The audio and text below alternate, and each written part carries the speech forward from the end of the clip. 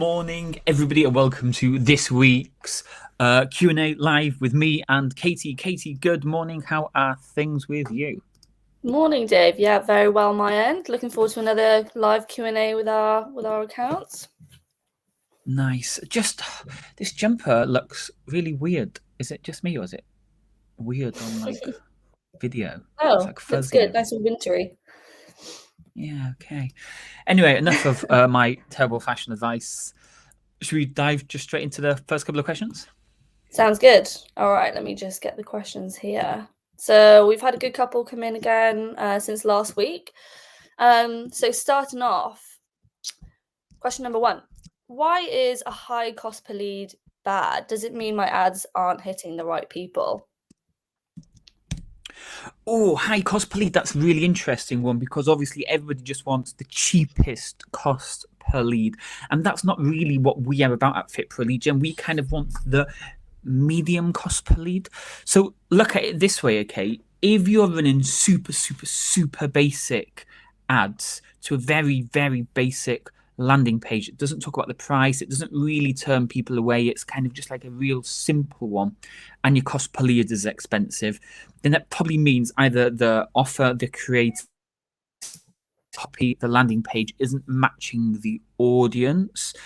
So if you're not if you don't have the price in there, you're not making it really difficult, you're not giving them a really long landing page, or let's just say lead ads, for example, where it's just they click a button and the form loads up and the cost is really expensive or the cost per lead is expensive, then that either means the creative, the copy, or the offer that they're seeing does not resonate with them. It could be a fantastic offer that you've put out there, really good creative, but the people that are seeing it just don't like what they're seeing, so it's going to be expensive. Likewise, if you're sending them to a very good landing page that has all the information about the program, the cost, it literally covers everything that they need to know, and your cost per lead is expensive, then the chances are that's removed a load of time wasters and that's delivering you real quality leads coming in. So high cost per lead doesn't mean your ads are terrible or everything's going completely wrong.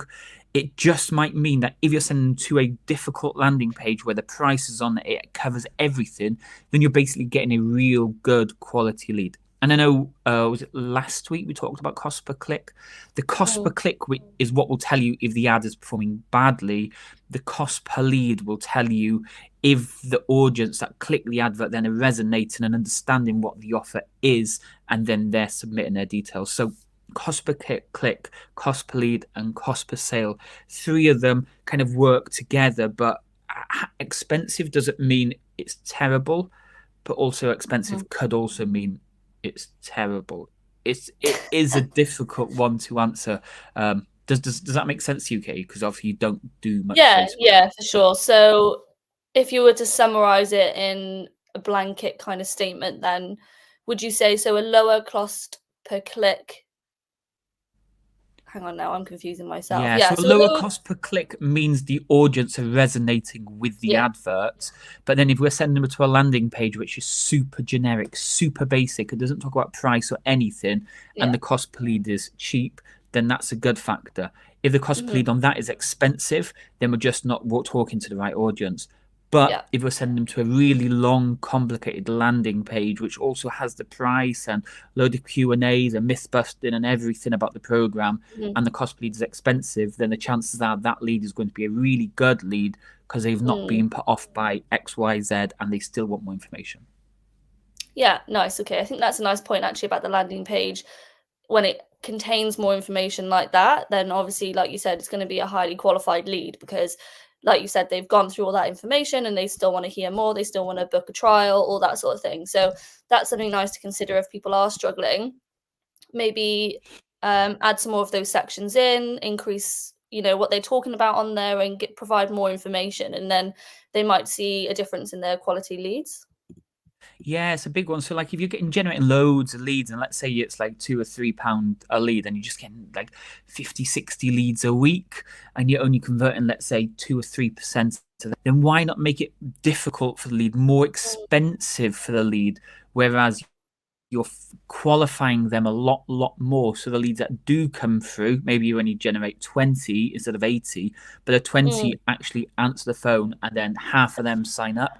Like there's that kind of like weird balance of, do you want quantity over quality? Some people want quantity because they've got a dedicated sales team who just hunt all day. That is their job. And some people don't have the time to chase quantity, so they only want quality, so they're only speaking to the right people.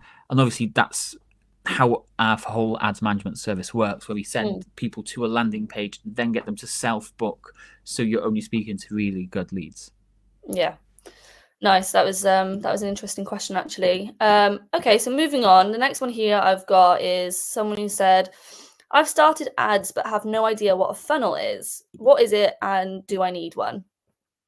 Yeah, that's a good question. So everyone knows what a funnel looks like. If you don't, just imagine a triangle upside down, basically, with a little hole in the bottom. Like we've probably all done this. Just imagine when you're cooking and you've got like a sieve. You chuck all the flour in, and then you start sieving, and all the good bits come through the bottom, and all the crap stays at the top. Yeah, that's exactly what a funnel is. You funnel a load of traffic into the top of the funnel, and then slowly and surely, the best leads, or the better ones that are more interested, start funneling their way down to the bottom, and at the bottom is where they buy from you. So there's loads of ways of having funnels, and a funnel doesn't mean that you need to sign up to LeadDeck or you need some crazy system like that. A funnel could literally be you DM 100 people today, so that's the top of the funnel. 50 people reply, so moving down to the funnel. 20 people then book a call, that's the next page, and then 10 people sign up, and that's the bottom of the funnel. So we've gone from 100 DMs to 50 replies to 20 call bookings to 10 sign-ups.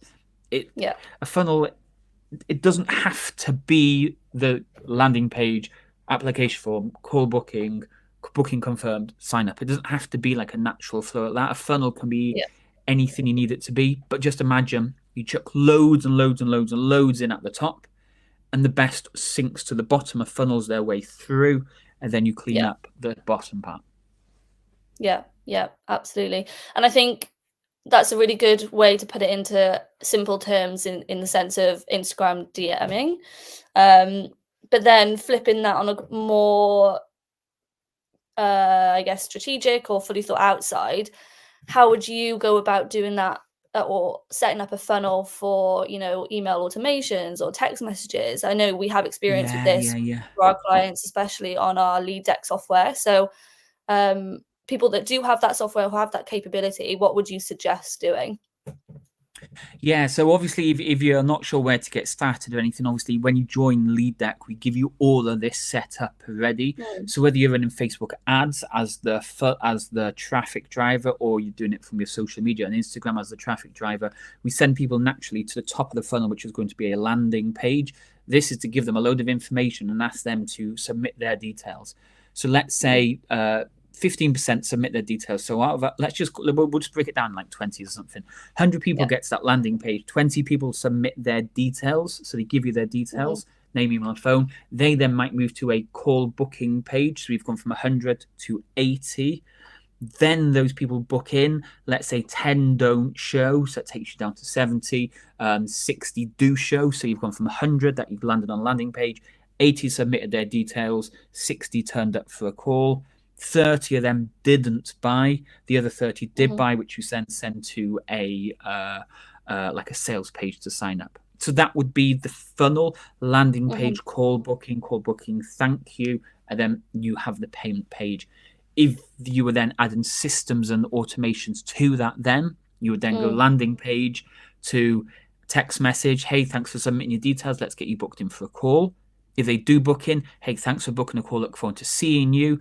And then if they do sign up, then it's, hey, thanks for signing up, here's how you get started. So you kind of have to look at it from the end result and work your way back, which is obviously the most cliche thing to say. But yeah, you've got to start at the end and then work your way back. And that's kind of how you will naturally build your funnel, because you'll just keep widening it and widening it.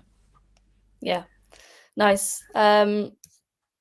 Awesome. So moving on to the next question. So this person is asking, shall I use video or images for my ads? I guess, what do we see the most success with? Yeah. It varies really. It really does vary.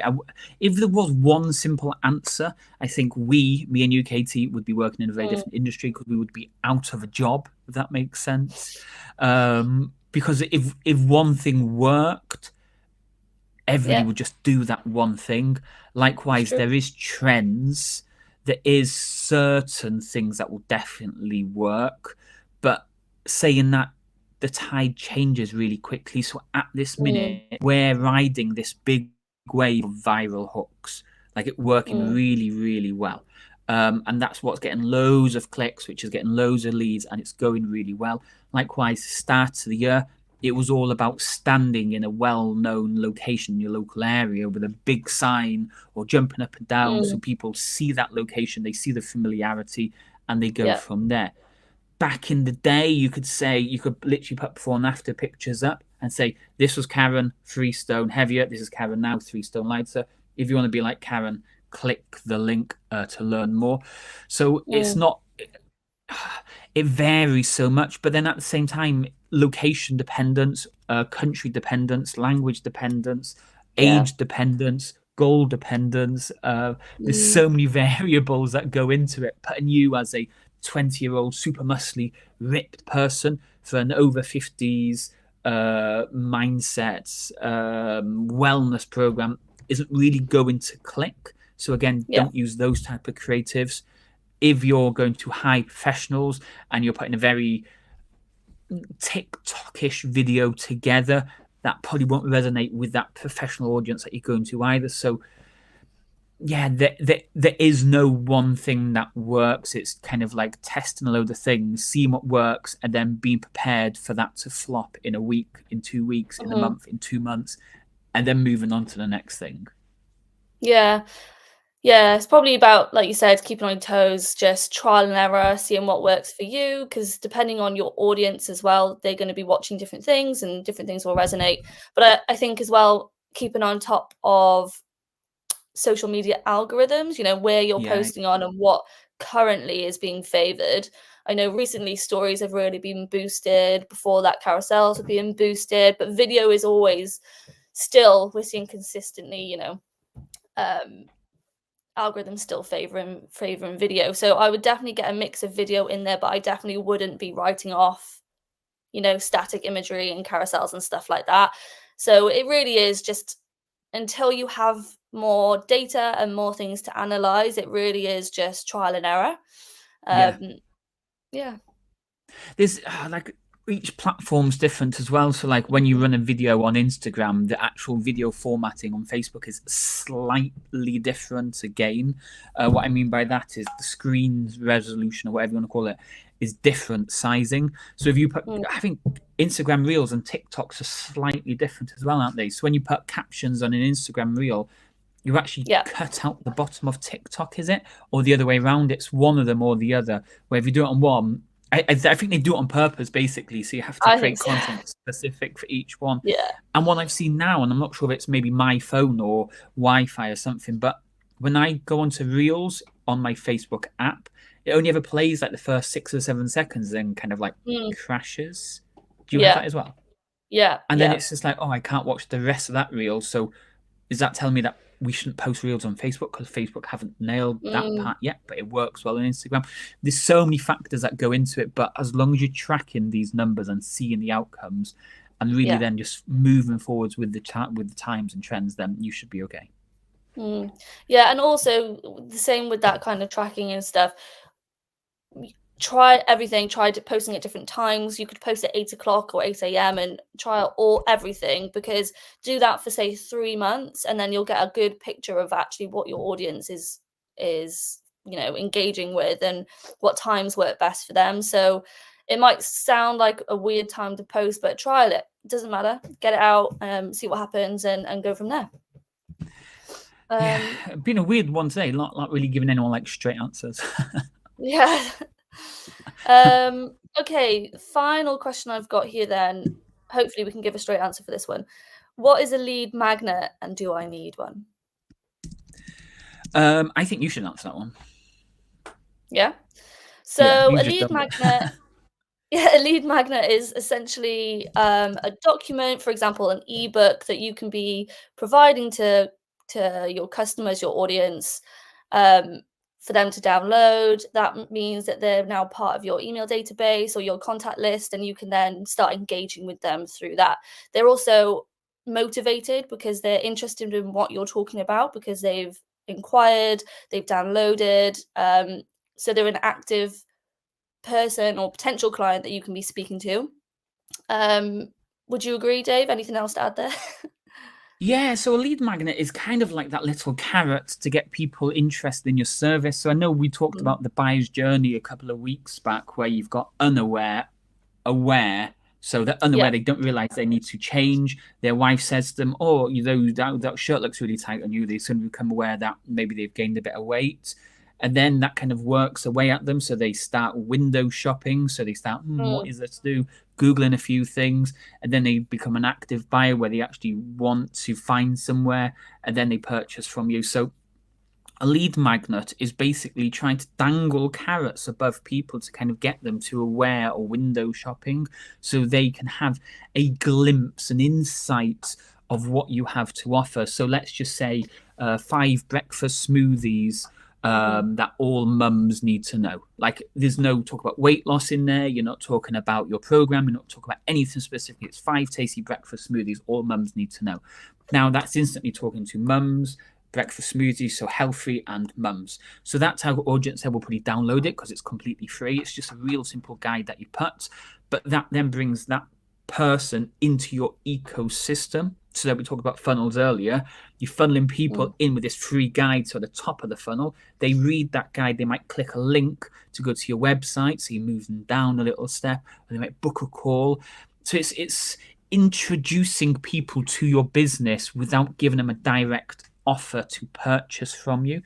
So free cheat sheet, free ebook, free mm. poster, even this, what we're doing now, this live, this could be classed as a lead magnet because maybe you've never heard my voice or spoke to Katie before, but now you've come in because of this kind of lead magnets that we've dragged you in. You've started to listen to what we have to say. You're liking what we're saying, or you're disliking. And if you're disliking, then you kind of move away. But if you're liking, you come further into our ecosystem. You then might start interacting with more of our social medias, or you react to Katie's emails. If you're not on those emails, Mm.